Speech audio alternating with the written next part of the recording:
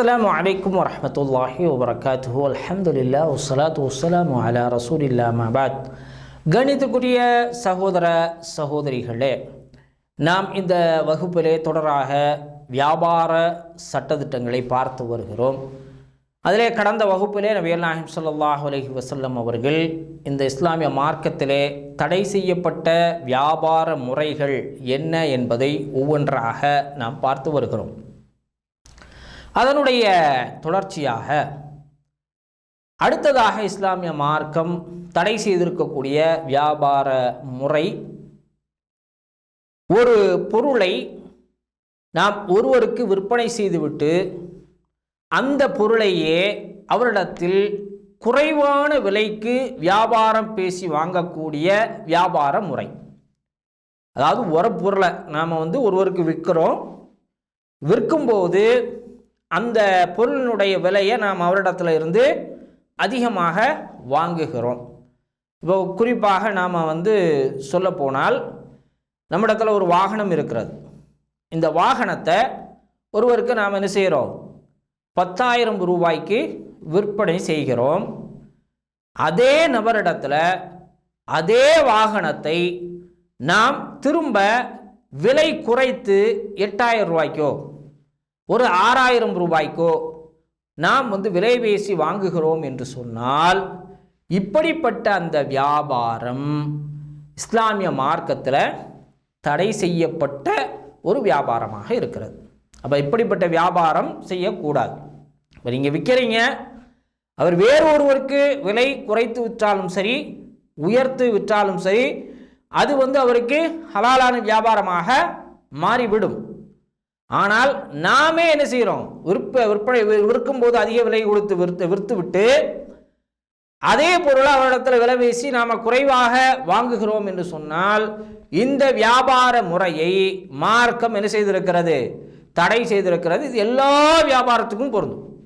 நீங்கள் ஒரு வீடு விற்பதாக இருந்தாலும் சரி, ஒரு தோட்டம் விற்பனை செய்வதாக இருந்தாலும் சரி, அல்லது ஒரு பொருள் விற்பனை செய்வதாக இருந்தாலும் சரி, விற்கின்ற அதே நபரிடத்தில் அதிகமான தொகையை வாங்கி விற்றுக்கொண்டு திரும்ப அந்த மனிதரிடத்தில் என்ன செய்கிறது?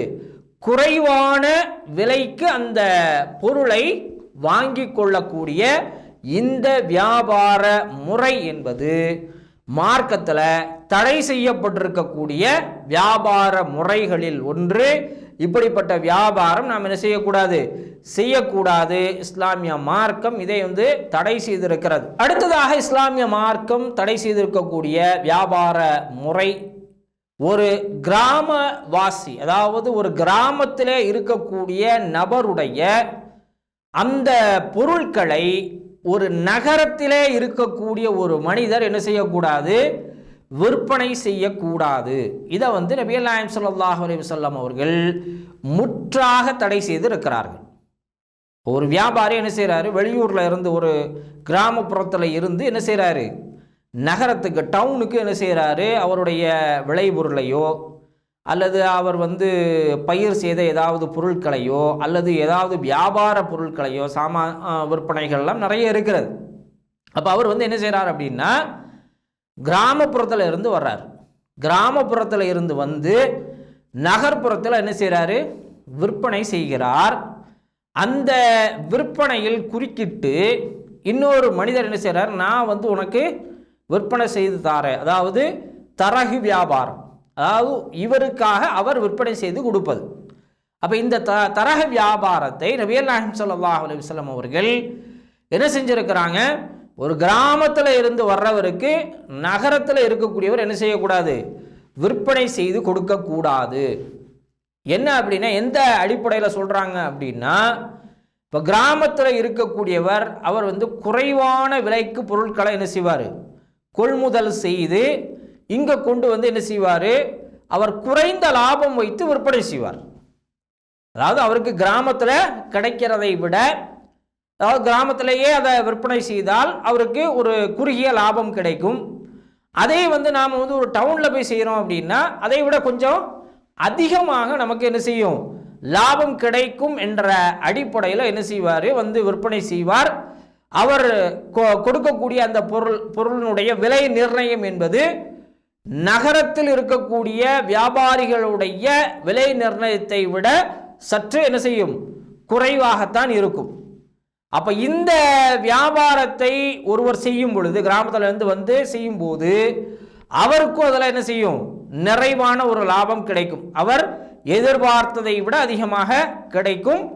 அதே போல பொருள் வாங்கக்கூடியவங்க, ஒருவர் நகரத்தில் இருக்கக்கூடிய அந்த ஷாப்பில் வாங்குறதும் அல்லது நகரத்தில் இருக்கக்கூடியவர் விற்கின்ற அந்த விலையை விடவும் சற்று குறைவாக என்ன செய்யும், கிராமத்தில் இருந்து கொண்டு வந்தவர் விற்கக்கூடிய அந்த பொருளுக்கு என்ன கிடைக்கும், அந்த அந்த வாங்கக்கூடியவருக்கு அந்த பொருள் கிடைக்கும். அப்போ இவருக்கும் அதில் வந்து ஒரு லாபம் இருக்கும். அப்போ இப்படிப்பட்ட இந்த வியாபார நிலை மாற்றும் விதமாக ஒரு நகரத்தில் உள்ளவர் என்ன செய்வார், குறுக்கிட்டு அதே விலைக்கு, அதாவது நகரத்தில் என்ன விற்பனை செய்யப்படுகிறதோ அதே விலைக்கு அவர் என்ன செய்வார், விற்பனை செய்து அதிலிருந்து அவருடைய கமிஷனை எடுத்துக்கொண்டு இவருக்கு என்ன செய்வார், திருப்பி அவருக்கு கொடுப்பார்.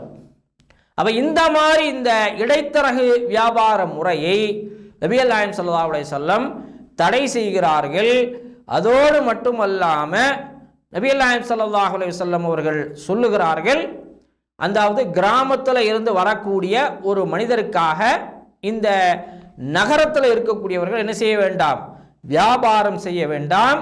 ஏனென்று சொன்னால் அல்லாஹ் சுப்ஹானஹு தஆலா இதில் இருந்து என்ன செய்திருக்கலாம், சிலருக்கு சிலரை என்ன செய்திருக்கலாம், அல்லாஹ் சுப்ஹானஹு தஆலா ரிஸ்க் ஏற்படுத்தக்கூடிய விதத்திலே வைத்திருக்கலாம் என்று நபிகள் நாயகம் ஸல்லல்லாஹு அலைஹி வஸல்லம் சொல்றாங்க. யர்ஸுகுல்லாஹு பஅதுஹும் மின் பஅத், அல்லாஹ் சுப்ஹானஹு தஆலா சிலரின் மூலமாக சிலருக்கு வாழ்வளிக்கலாம், ரிஸ்க் அளிக்கலாம் என்ற ஒரு விஷயத்தை சொல்லி இந்த இடைத்தரகு வேலை கிராமவாசிக்கு ஒரு நகரவாசி என்ன செய்யக்கூடாது, செய்யக்கூடாது என்ற இந்த வியாபார முறையை நபிகள் நாயகம் ஸல்லல்லாஹு அலைஹி வஸல்லம் அவர்கள் தடை செய்திருக்கிறார்கள். அடுத்ததாக ஒரு முன்கூட்டிய நிலையில, அதாவது ஒரு கிராமத்தில் இருந்தோ அல்லது வந்து வேறு ஒரு இடத்துல இருந்தோ என்ன செய்கிறாங்க, ஒரு நபர் வந்து பொருட்களை விற்பனை செய்வதற்காக கொண்டு வர்றாங்க. அவர் கிராமத்தை வந்து அடையவே இல்லை அல்லது வந்து சிட்டியை வந்து அடையவே இல்லை, பொருள் எங்கே விற்பனை செய்யப்படுகிறதோ அந்த இடத்திற்கு வந்து அவர் சேரவே இல்லை. வரும் வழியிலேயே இடைமறித்தல் செய்து ஒருவர் என்ன செய்யக்கூடாது, வியாபாரம் பேசக்கூடாது என்று சொன்னார்கள். இப்படிப்பட்ட வியாபாரத்தை நபிகள் நாயகம் ஸல்லல்லாஹு அலைஹி வஸல்லம் தடை செய்து இருக்கிறார்கள். அப்போ ஒருவர் என்ன செய்கிறாரு, ஏதாவது ஒரு பொருளை ஒரு ஆட்டை கொண்டு வராரு, மாட்டை கொண்டு வராரு, ஒட்டகத்தை கொண்டு வராரு, அல்லது வேறு காய்கறிகளை கொண்டு வர்றாரு, அல்லது விளைபொருட்களான பருப்பு வகைகளை கொண்டு வர்றாரு, அரிசியை கொண்டு வர்றாரு. அவர் அங்கே இருந்து என்ன செய்கிறாரு, கொண்டு வந்து இந்த நகரத்தில் விற்பனை செய்யக்கூடிய இடம் என்று சொல்லி ஒன்று வச்சுருப்பாங்க. அந்த வியாபார இடத்தை அடைவதற்கு முன்னால் இவர்கள் வழியிலேயே போய் என்ன செய்கிறது, பேசி முடித்து அந்த பொருளை கொள்முதல் செய்து கொண்டு போகிறது. அதாவது இங்கே சந்தைக்கு வருவதற்கு முன்னாடியே என்ன செய்கிறது, அதை பேசி விலை முடித்து எடுத்து செல்கின்ற இந்த வியாபார முறையை ரசூல் ஸல்லல்லாஹு அலைஹி வஸல்லம் அவர்கள் தடை செய்திருக்கிறார்கள். லா தலக்குர் ருக்பான் வலா பே ஹாதரில் லுவாத், அதாவது ஒருவர் இங்கே ஹாதராகிறதுக்கு முன்னாடியே, சந்தைக்கு வருவதற்கு முன்னாடியே வரும் வழியிலேயே சந்தித்து விலை பேசி பொருட்களை கொள்முதல் செய்வதை நபிகள் நாயகம் ஸல்லல்லாஹு அலைஹி வஸல்லம் என்ன செஞ்சிருக்கிறாங்க, தடை செய்திருக்கிறார்கள். இது தடை செய்யப்பட்ட ஒரு வியாபார முறை என்பதை இங்கே நபிகள் நாயகம் ஸல்லல்லாஹு அலைஹி வஸல்லம் அவர்கள் சொல்லுகிறார்கள். அடுத்ததாக ஆடு மாடு ஒட்டகங்கள் கால்நடைகளை விற்பனை செய்வதிலே மடியை கட்டி என்ன செய்கிறது, விற்பனை செய்கிறது. அதாவது பாலை கறக்காமல் 2 நாள் 3 நாள் என்ன செய்கிறது, அந்த ஒரு ஆட்டினுடைய மடியில் பால் அதிகமாக இருப்பது போல காட்டி என்ன செய்கிறது, விற்பனை செய்கிறது. என்னன்னு சொன்னால் இது நிறைய பால் தரக்கூடிய ஒரு உயிரினம், இது வந்து அதிகமாக பால் கறக்கும் என்று மக்களை நம்ப வைப்பதற்காக ஆடு மாடுகளுடைய மடியை கட்டி வைத்து விற்பனை செய்வது, அல்லது வந்து பாலை கறக்காமல் விட்டு என்ன செய்கிறது, நிறைய பால் இருக்கிற மாதிரி காட்டி விற்பனை செய்வது, இவற்றை நபிகள் நாயகம் ஸல்லல்லாஹு அலைஹி வஸல்லம் அவர்கள் தடை செய்திருக்கிறார்கள். அப்போ இந்த முறையில் ஒருவர் விற்பனைக்கு வர்றாரு அப்படின்னு சொல்லி சொன்னால், அந்த ஆட்டினுடைய பால் அதே அல்லது மாட்டினுடைய பால் அல்லது ஒட்டகத்தினுடைய பாலை முழுவதுமாக கறந்து அதற்கு பிறகு அந்த ஆடு மாடு ஒட்டகங்களை வாங்கக்கூடியவர் விற்பனைக்கு எடுத்துக்கொள்ளலாம், அதை வாங்கி கொள்ளலாம், வியாபாரம் பேசலாம் என்ற ஒரு முறையை நபிகள் நாயகம் ஸல்லல்லாஹு அலைஹி வஸல்லம் சொல்கிறாங்க. அந்த வியாபார முறையில் அவர் அந்த ஆட்டையோ ஒட்டகத்தையோ வாங்கி கொண்டார் என்று சொன்னால் அவர் அதற்கு உண்டான அந்த கிரயத்தை கொடுத்து விட வேண்டும். அந்த பாலை கறந்ததற்கு பிறகு அவர் அந்த ஆடு வேண்டான்றார், இது எனக்கு தேவையில்லை, நான் வாங்கி கொள்ளலை, அல்லது ஒரு மாட்டையோ அல்லது ஒட்டகத்தையோ என்ன செய்கிறாரு, வேண்டாம் என்று வியாபாரம் செய்யாமல் விட்டு விடுகிறார் என்று சொன்னால், அந்த கறந்த பாலுக்கு பகரமாக ஒரு சா அளவு தமுறை, அதாவது பேரிச்சம்பழத்தை அவர் ஈடாக கொடுக்க வேண்டும்.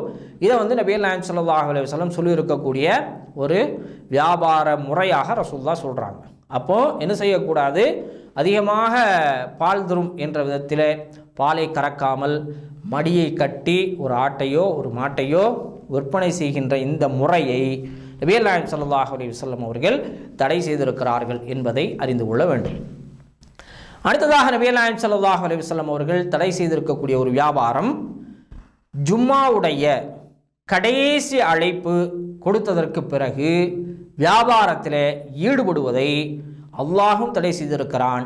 நபிகள் நாயகம் ஸல்லல்லாஹு அலைஹி வஸல்லம் அவர்களும் அந்த வியாபார முறையை தடை செய்திருக்கிறார்கள். அதாவது கடைசி அதான் எப்பொழுது கொடுக்கப்படும் என்று சொன்னால், இமாம் மெம்பரில் ஏறினதற்கு பிறகு அதான் சொல்லப்படும். இமாம் மெம்பரில் ஏறிட்டார் அப்படின்னு சொல்லி சொன்னால் ஜும்மா ஆரம்பமாகிறது. அதற்கு பிறகு வியாபாரம் செய்வதை முற்றிலுமாக நபிகள் நாயகம் ஸல்லல்லாஹு அலைஹி வஸல்லம் தடை செய்திருக்கிறார்கள். அல்லாஹ் சுப்ஹானஹு வ தஆலா தன்னுடைய திருமறையிலே மிக தெளிவாக சொல்லுகிறான், யா அய்யுஹல்லதீன ஆமனூ இதா நூதிய லிஸ்ஸலாத்தி மின் யௌமில் ஜும்ஆ ஃபஸ்அவு இலா திக்ரில்லாஹி வ தருல் பை என்று சொல்லி அல்லாஹ் சுப்ஹானஹு வ தஆலா என்ன செய்கிறான், இந்த மக்களை அழைத்து சொல்லுகிறான், ஜும்மா அழைப்பு விடுக்கப்பட்டு விட்டது என்று சொன்னால் உங்களுடைய வியாபாரங்களை உதறிவிட்டு நீங்கள் அல்லாஹ்வை நினைவு கூறுவதற்காக வந்து விடுங்கள் என்று சொல்லி அழைப்பு விடுக்கிறான். அப்போ இந்த நேரத்தில் வியாபாரம் செய்வது எந்த வியாபாரமாக இருந்தாலும் அந்த வியாபாரத்தை அல்லாஹும் அவருடைய தூதரும் தடை செய்திருக்கிறார்கள் என்பதை நாம் அறிந்து கொள்ள வேண்டும். அடுத்ததாக தடை செய்யப்பட்ட ஒரு வியாபாரம் என்னவென்று சொன்னால், அறுவடை செய்யாத பொருட்களை, தானியங்களை வியாபாரம் பேசுவது. அதாவது மரத்தில் இருக்கும்போதே என்ன செய்கிறது, வியாபாரம் பேசுவது, அது விளைவதற்கு முன்னாலே வியாபாரம் பேசுவது, இவற்றை நபிகள் நாயகம் ஸல்லல்லாஹு அலைஹி வஸல்லம் அவர்கள் தடை செய்திருக்கிறார்கள்.